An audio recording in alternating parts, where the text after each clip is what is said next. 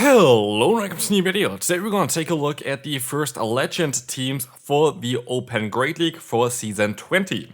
And I definitely didn't mess up the recording before already, so I have to record the second time. Great job to me. But anyway, if you enjoy this type of videos, feel free to leave a like and subscribe if you have not already.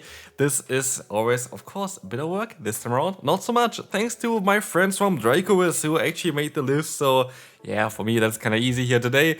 But anyway, we're going to take a look today at 10 legend teams, so if you enjoy them, feel free to leave a like.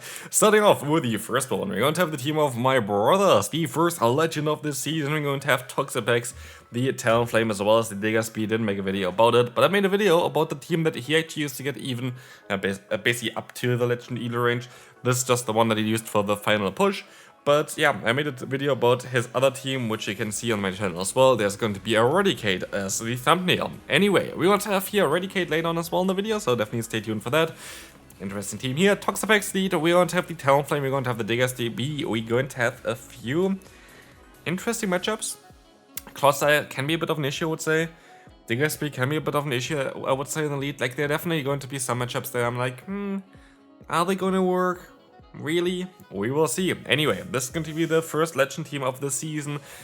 Just mainly the core of Toxapex and Diggersby. I made a video about it recently as well. Most toxic core that you can currently run, it is so overpowered to RPS the opponents with it, so makes sense that it's very good. You know, it's also very good. It's going to be the next team. It's going to be a YY Pawns team here, going to beat the Quagsire, Shadow, the Toxapex. Not Shadow, it doesn't exist. And Mandiboss. Also not Shadow. Going to be an interesting core. Again, we're going to have like some very familiar cores here in there. Or we're going to have a Dark type and a Poison type Pokemon. Dark and Poison type core. Very, very strong. We're going to have the Mandiboss and the Quagsire. Quagsire. Double weak to Grass. Not weak to anything else. Good against Electric. And okay against Ice because they also have Stone Edge. And then you're going to have the Mandiboss, which literally covers everything, and they cover each other as well. So you basically have two cores that really cover each other well, which I like a lot about this team. You very likely kind of want to try to win the lead matchup, ideally against the Clodsire, because your backline can struggle a bit against Clodsire as well. But this team itself definitely looks like a lot of fun, should be working out quite well, and I think it's going to be a legend team that you for sure should be able to copy and have some good results with it. Next one. I like this one. I don't know why this works. I think it's actually currently the rank 1 on the world team as well, so maybe I'm gonna take a look at this one as well eventually. We're going to have the Ariados, we're going to have the Drapion, and the Feraligatr. At least I saw just that Pedoman reached a rank 1 in the world, so shouts to you there.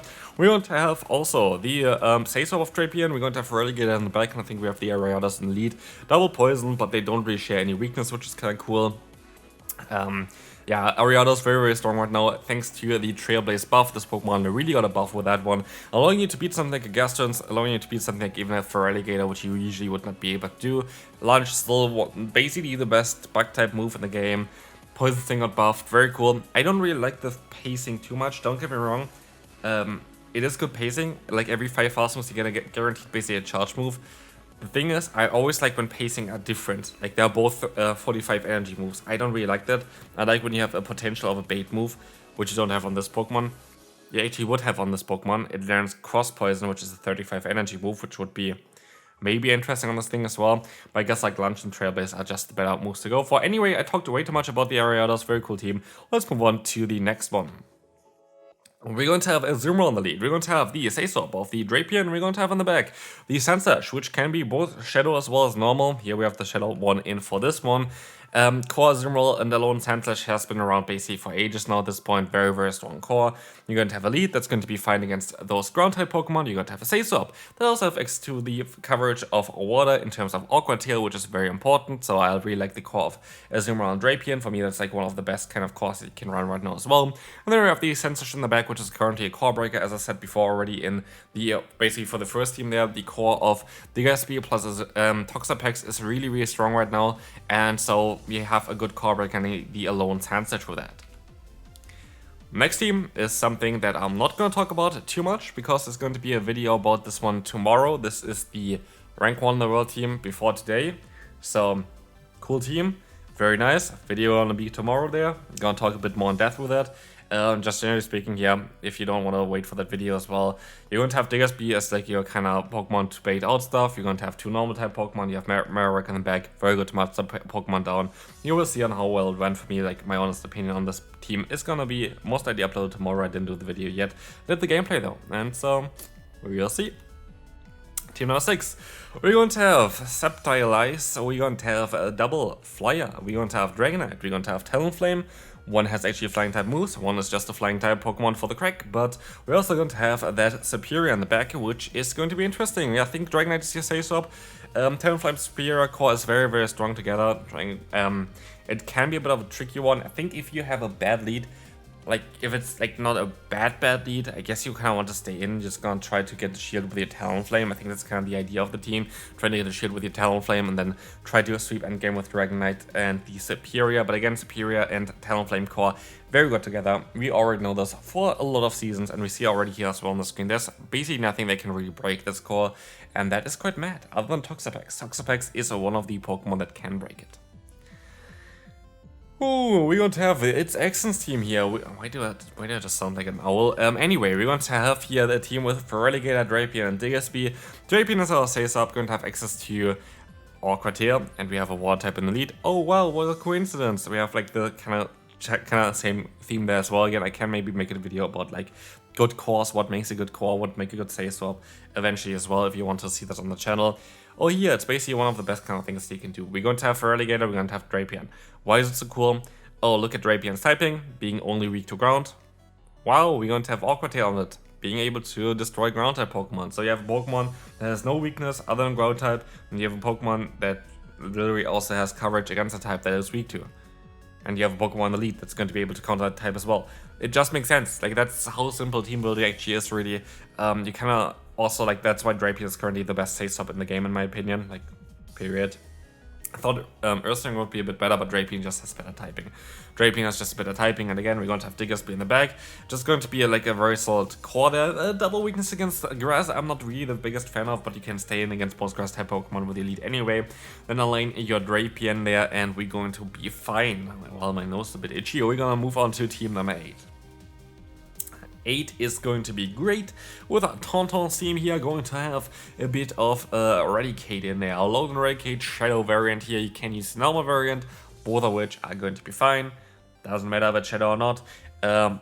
Personally, I like Shadow more, just because it's funny. Do you need Shadow? No. Do you need Hyper Beam on it? No. Do you want to be funny? Yes, hopefully.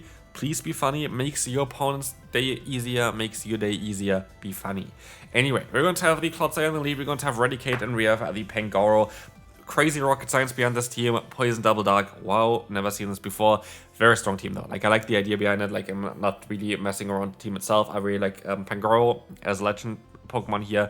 Pangoro is just busted. Like, honestly, Pangoro having access to like the close combat that you only get after like 10 turns. Like, what the hell, man? Close combat after 10 turns from a Pokemon that has insane attack and that has stab on it. It's like literally just nuking away anything. Like, even it's like resist or something. Close combat is like completely destroying it. Anyway, cool team. Like it a lot, especially the red. So, shall see you. Thanks also for all the cool content for like him. Like, he does always such cool teams. I like this. I like it. Good job there. We're gonna move on to team number 9. Team number 9, we're going to have Pangoro. Pangoro is going to be a Pokemon, again, that has access to close combat that it gets after literally 5 fast moves. 10 turns, what the hell? Like, it's so overpowered, especially in the lead. Like, that's the kind of thing as well. Chip and dip, that's literally like the thing that kind of helps with everything. You encounter something on the lead that's going to be good for you, the opponent stops out, you stay in for a little bit, go for the close combat, swap out. Done deal. We have Pangoro and Sensor, you see here already an ABA weakness against Flying type Pokemon, which is kind of in the current meta because there are no counter user anymore, and that is going to help you out quite a bit. And even if they're going to be a Flying type Pokemon, you just gotta stay in the lead, go for the close combat, destroy that thing, and even if they're gonna use shields and farm you down, you have Cresselia to complete hard counter it, so it should be fine. Again, Sensor is very good Pokemon right now, but we can now move on to team number 10. Kind of more of an interesting lineup here. I guess you can try to align yourself here. We want to have a Pokemon in the back that's going to be good against fighting type Pokemon, like a Germnaa. We have a Pokemon that's weak to fighting type Pokemon, like Diggersby. We have a Pokemon that's weak to flying type Pokemon, like Diggersby. We have a Pokemon that has Ice Beam coverage, like a Germnaa. So I guess like the core behind there is kind of Germnaa, Diggersby. They have a clear weakness of grass type Pokemon together though, that makes it a bit more awkward. But Drapion in the lead, I guess, is kind of supposed to just be a solid lead to try to align yourself. I think that's kind of the idea behind it.